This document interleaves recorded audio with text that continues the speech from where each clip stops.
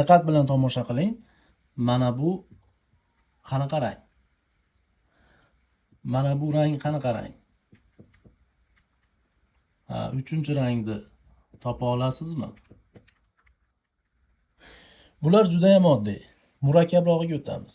Siz xayolingizda xohlagan bitta sport turini o'ylang. O'yladingizmi? Shu sport turini ikkinchi harfiga meva o'ylang.